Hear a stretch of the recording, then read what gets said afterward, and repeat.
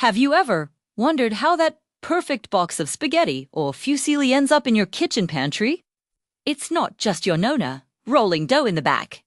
Today, we're going on an exclusive tour inside a massive pasta factory to uncover the incredible journey from simple flour and water to the delicious pasta we all love.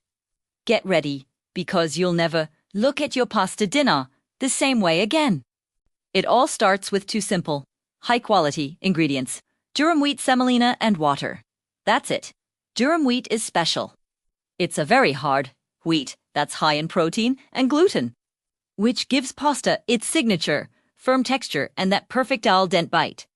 The semolina, a coarse flour made from durum wheat, arrives at the factory in enormous silos, sometimes holding hundreds of tons. Think of them as giant grain towers waiting to begin their transformation. From these silos, the semolina is pneumatically transported through a network of pipes directly to the mixing area. It's like a superhighway for flour. Here, inside colossal industrial mixers, the magic truly begins. Precise amounts of semolina and purified water are combined. The ratio is critical. Too much water and the dough is sticky. Too little and it's brittle. These mixers, which can handle thousands of pounds of dough at once, gently knead the ingredients until a stiff, crumbly dough is formed. It doesn't look like the smooth, elastic dough you'd make at home, and that's intentional. This consistency is perfect for the next step. After mixing the dextrose machine, this is the heart of the pasta-making operation and where the pasta gets its shape. The dough is fed into a chamber, and a powerful screw mechanism forces it through a die. A die is essentially a bronze or Teflon-coated plate with precisely cut holes in it. The shape of these holes determines whether we get spaghetti, penne, fusilli, or any of the hundreds of other pasta shapes. For long pasta like spaghetti or linguine, the dough is pushed through small round holes. For tubular shapes like penne or rigatoni, it's forced through a die with pins in the center to create the hole. The texture of the die is also important.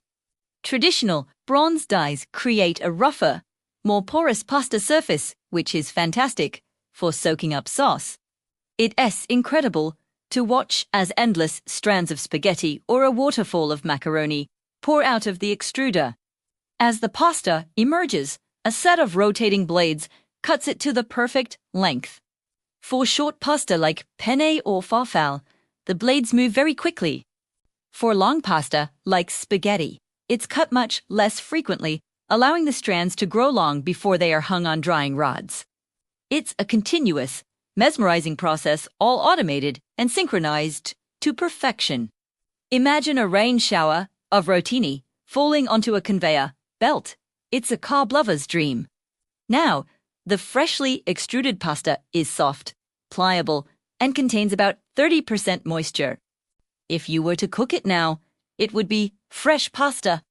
But to make the dried pasta we buy at the store, it needs to go through a crucial drying process. This is perhaps the most delicate and time-consuming part of the entire operation. The pasta is moved into enormous drying chambers where temperature and humidity are controlled with scientific precision. The goal is to slowly remove the moisture down to about 12%. If you dry it too quickly, the pasta can crack and become brittle. If you dry it too slowly, it can spoil. The drying process can take anywhere from a few hours for small shapes to over a day for thicker, more complex ones. The process often involves a pre-drying phase to stabilize the surface, followed by the main drying cycle. This slow, careful process is what makes the pasta shelf-stable and ensures it cooks perfectly every time. Once the pasta is perfectly dried, it's not quite ready for packaging. First, it goes through a cooling phase. The pasta is moved through cooling tunnels to bring it back to room temperature gradually. This final step prevents condensation from forming inside the packaging, which could ruin the product. It also gives the pasta its final, hard structure. You can hear the satisfying clatter as the finished, hardened pasta moves along the conveyor belts, a sign that the transformation is complete. It's gone from a soft, delicate dough to the sturdy pasta, shape ready to withstand its journey to your home. Next up is quality control. Before a single piece of pasta gets packaged, it undergoes rigorous inspection. Samples are taken from the production line and tested for a variety of factors: color, shape, strength, moisture content, and of course, how it cooks. Lab technicians will literally cook a batch to ensure it has the right texture and taste. Some factories even use advanced optical sorters, high-speed cameras that scan every single piece of pasta, automatically identifying and rejecting any that are broken, discolored, or misshapen. Only the absolute best pasta makes it through. This commitment to quality is what separates good pasta from great pasta. Finally, it's time for packaging. The finished, inspected, and cooled pasta travels on a final set of conveyor belts to the automated packaging machines. These machines are a spectacle of speed and precision. They weigh the exact amount of pasta for each box or bag, droppaging en 6 étapes of a second. A robotic arm then grabs the sealed packages and neatly arranges them into cases, which are then stacked onto pallets by another robot, ready to be shipped out. From the factory floor, these pallets are loaded onto trucks, destined for distribution centers and then to grocery stores all around the world. So, from a giant silo of semolina to a perfectly sealed box on a store shelf, the journey of pasta is a marvel of modern food engineering. It's a process that combines simple, natural ingredients with incredible technology, precision, and a deep respect for tradition. It's a symphony of mixers, extruders, dryers, and robots, all working together to create a food that is enjoyed in nearly every country on Earth.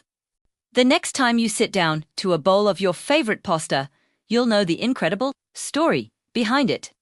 Thanks for joining us on this amazing factory tour.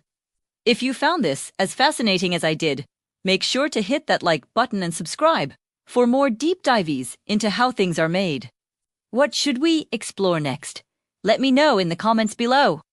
See you in the next video.